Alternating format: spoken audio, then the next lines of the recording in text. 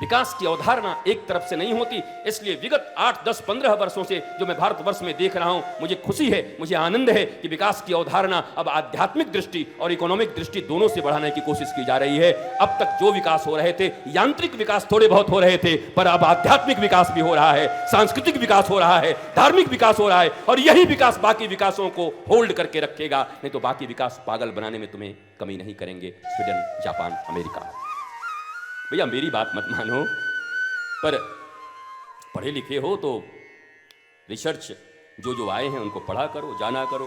मैं तो पढ़ता रहता हूँ, जानता रहता हूँ। पढ़ने की तो कोई उम्र होती नहीं, जानने की कोई उम्र होती नहीं, विद्या अध्ययन करने की कोई उम्र होती नहीं। तो मैं निरंतर अध्ययन करते रहता हूँ, जानता रहता हूँ, समझता रहता हूँ, अप टू डेट रहता हूँ। आज देश में क्या हो रहा है, आज विदेश में क्या हो रहा है, कहाँ कहाँ क्या रिसर्च चल रहे हैं। एक मनुष्य के भीतर में असीमित संभावनाएं होती हैं, अनंत संभावनाएं होती हैं। आप कब कितने विकसित हो जाओगे कुछ खबर नहीं है। आपके विकास की अनंत संभावनाएं आपके भीतर में। आपको रेडी रहना, आपको तैयार रहना। हनुमान जी की पूरी जीवनी जब पढ़ोगे, चाहे सुंदर कांड पढ़ो, चाहे वाल्मीकि का सुंदर कांड पढ़ो, चाहे आनंद रामायण पढ़ो, चाहे कृतिवास रामायण पढ़ो, चाहे जो भी रामायण में हनुमान जी की एंट्री कब हुई है बताओ।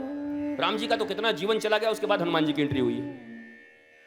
कहाँ हनुमान जी युवराज के, राम जी युवराज, सब विवाह हुआ, सब हो गया, बाद में हनुमान जी आए। पर ऐसे आए हैं, उसको बोलते हैं ना कि ऐसे आए कि आए तो पूरी दुनिया पे छा गए।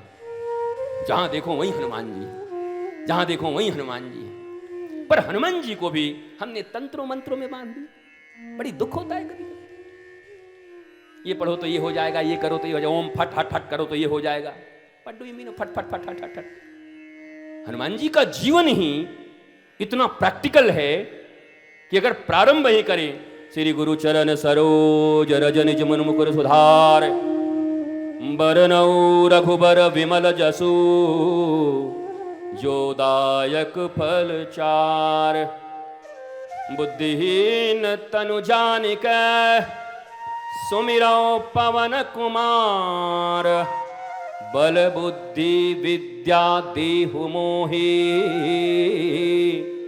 हरहु कलेस विकार। श्री गुरु चरण सरोज रज, नाम हनुमान चालीसा और प्रारंभ श्री गुरु चरण सरोज रज, निज मन मुकुर सुधार, बरनऊ रघुबर विमल जसो, जो दायक फल चार। धर्म अर्थ काम मोक्ष चतुर्विध पुरुषार्थ, श्री गुरु चरण सरोज रज। ज्ञान और वैराग्य की आंखें हैं सबके पास, पर मोतियाबिंद हो गया। बोला भैया इस मोतियाबिंद को कैसे दूर करोगे? बोला एक रज ऐसा है जो आंखों में पड़ जाए तो आंख बंद हो जाता है, और एक रज ऐसा है कि आंखों में पड़े मोतियाबिंद और इन्फेक्शन को अगर उस रज को लगा दिया जाए अंजन की तरह तो सारे इन्फेक्शन दूर हो जाते हैं। बोला कौन सा वो रज है? का श्री गुरु चरण सरोज रज, निज मन मुकुर सुधारी। अपने मन के मुकुर को, मन के दर्पण को सुधार लो। इन आंखों से सारी दुनिया देखी जा सकती है, पर खुद को नहीं देखा जा सकता। ये आंखें सारी दुनिया देख सकती हैं। हम सीपी बाबू को देख सकते हैं, हम आपको देख सकते हैं, हम सिंह साहब को देख सकते हैं, हम महात्मा जी को देख सकते हैं, आदित्य जी को देख सकते हैं, लेकिन मैं खुद को नहीं देख पा रहा। न पीछे देख पा रहा हूं, न इधर, केवल कपड़े थोड़े दिख रहे हैं। पर हमें जब पूरा देखना होगा तो हमें किसी दर्पण की जरूरत पड़ेगी, दर्पण की। पर वो दर्पण भी गंदा है। आंख में तो मोतियाबिंद हुआ है चलो, और दर्पण भी है गंदा। अब बताओ, दो दो पर्दे जहां जिंदगी में पड़े हों और वहां भी अपने को देखने की हम इच्छा रख रहे हैं। ठीक यही बात गोपियों और श्री कृष्ण के महारास की बात है। जब महारास की कथा झूम कर कहता हूं तो वहां भी दो पर्दे पड़े थे। भगवान ने अपने ऊपर माया का पर्दा डाला था और जीव के ऊपर वासना का पर्दा डाल दिया था। अब दो दो पर्दे डले हैं तो भगवान दिखे कैसे? भगवान तो कभी कृपा करके अपनी माया के पर्दा को हटा भी देते हैं, पर जीव के ऊपर पड़े वासना के पर्दा को हटाने वाला कौन है?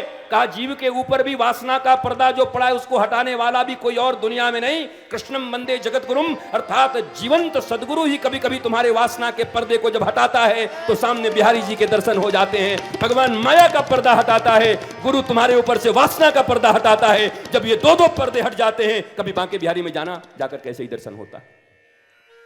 बाकी बिहारी जाते हो तो पर्दे लगे रहते हैं, आप जाते हो पर्दा लगता है खुलता है, पर्दा लगता है खुलता है, बाकी बिहारी। और चलो ठीक है, बांके बिहारी पे पर्दा लगा ये समझ में आता है, पर उस बांके बिहारी में एक ऐसी बहू गई हुई है जिसकी आज ही ब्याह हुई है और लंबे घूंघट पड़े हुए हैं, और वो भी दर्शन को गई है। अब बहू के लिए बड़ी परेशानी है, पुजारी अगर वो हटा दे तो वो तो हट गया, लेकिन बहू के ऊपर घूंघट पड़ा हुआ है अभी तक, और बहू के ऊपर जो घूंघट पड़ा हुआ है बहू हटा भी नहीं सकती, क्योंकि हाथों में अभी भी मेहंदी लगी हुई है, आसक्ति की मेहंदी। क्या कथा के प्रति, संत के प्रति, भगवंत के प्रति आपके जीवन में कोई इंपॉर्टेंस? लोभ है, मां मुरादे पूरी कर दे हलवा बांटूंगी, अब मुराद पूरी ना हुई तो सूजी भी नहीं दूंगी। इसको भक्ति तो नहीं कह सकते। भिखमंगे पने और भक्ति में तो थोड़ा अंतर होना चाहिए। भक्ति शब्द बड़ा व्यापक है। भक्ति योग जुड़ जाना, विभक्त मतलब अलग हो जाना, भक्त मतलब जुड़ जाना। और गोस्वामी जी कितनी प्यारी बात कहते हैं, बिनु विश्वास भगति नहीं, तेहि बिन द्रवहि न राम, और राम कृपा बिनु सपने हो, जीवन लह रिलैक्स विश्राम। जिस रिलैक्स के लिए मर रहे हो ना, रिलैक्स, हमको रिलैक्स चाहिए, हमको आराम चाहिए। आराम शब्द में ही कितना प्यारा शब्द छिपा हुआ है, आराम। हे राम मेरे जीवन में आओ, आराम। तो हम तो काम जाराम वाला कर रहे हैं। जाराम हैं आपके जीवन में राम? आराम आराम कह रहे हो, मुझे आराम की जिंदगी चाहिए, मुझे आराम चाहिए, मैं व्यस्त हो गया हूं, मैं कितना तकलीफ में हूं, मुझे कब आराम मिलेगा, हे भगवान कब आराम मिलेगा। अरे माय डियर, अनपढ़ हो कि गंवार हो? इतना तो सीख लो, आराम का अर्थ ही होता है मेरे जीवन में राम आ जाएं, राम आ जाएं, बस आराम। राम आ गए तो काम बन गए। अच्छा, राम कौन है? रामो विग्रहवान धर्म, चलते फिरते धर्म राम है। धर्म कहीं और देखने नहीं जाना, राम चल रहे हैं, राम खड़े हैं, कृष्ण खड़े, वही धर्म है। शास्त्र तो यही, रामो विग्रहवान धर्म, राम ही खड़े धर्म है। राम का उठना, राम का बैठना, राम का चलना, राम का सोना, राम का सबरी के बेर खाना, राम भगवान राम का ये कहना, भरत भाई कपीते उरी न हमना। बताओ महाराज, अपने सेवक के विषय में दुनिया में कोई ऐसे कह सकता है? हनुमान जी सेवा करने के लिए आए हैं, और राम जी कितने शीलवंत हैं, शीलवान हैं। क्या कह रहे हैं? भरत भाई कपीते उरी न। हम सबसे ऋण हो सकते हैं, सबके ऋण को चुका सकते हैं भरत, पर हनुमान जी के ऋण को नहीं जुड़ा। भाई क्या दे दिया था हनुमान जी ने, ऐसा मुझे समझ नहीं आया। हनुमान जी ने क्या दे दिया बताओ? सीता जी का पता, सीता जी तो छाया सीता है, असली सीता तो राम जी के साथ सदा थी हैं, रहेंगी। रावण के गढ़ में घुस के और रावण को पछाड़ के और पता करके आ गए। रावण इनका 2 कौड़ी का द्वारपाल है, 10 रुपए महीने में देते हैं, वही खड़ा रहता था, जय विजय कुंभकर्ण। और अब बताओ हनुमान जी की क्या जरूरत?